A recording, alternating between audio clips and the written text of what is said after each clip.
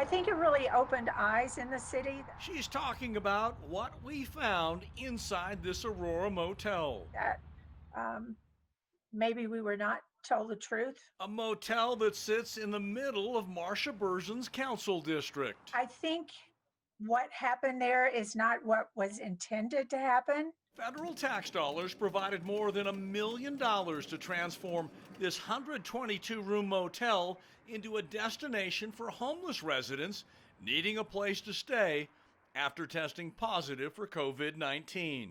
If you found out that people were staying here who had COVID, like a lot of people, how would you react? I'd be very mad.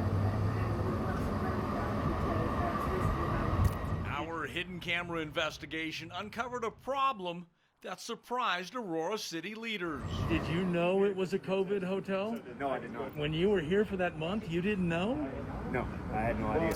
Back in August, after the city elected to only rent half of the motel, several motel room renters told our hidden cameras they had no idea the other half of the motel was housing COVID positive homeless individuals.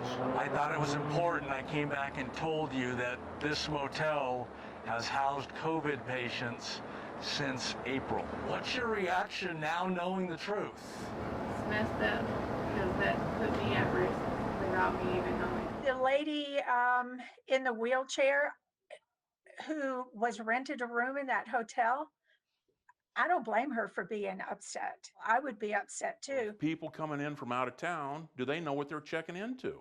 This is a hotel from hell. He's an Aurora resident and a whistleblower. Dean Antweiler reached out to Denver 7 Investigates. Nobody's paying attention to what's going on here. His frustration centered on the lack of disclosure we uncovered at the motel. Just so I'm sure, are there any COVID patients that are staying here now?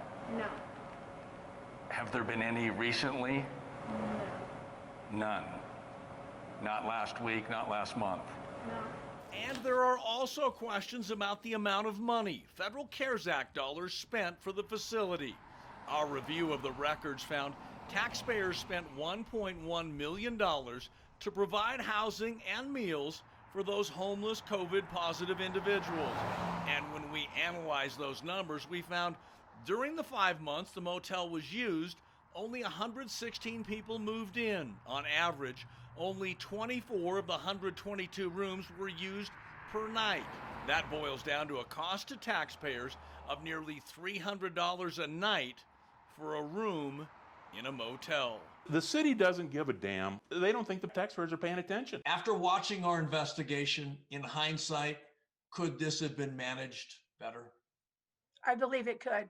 I feel like it could have been done better. Councilmember Bergen says the intent was always to be proactive to save lives and prevent the spread of the virus. Once again, we asked to speak with the owners of the motel.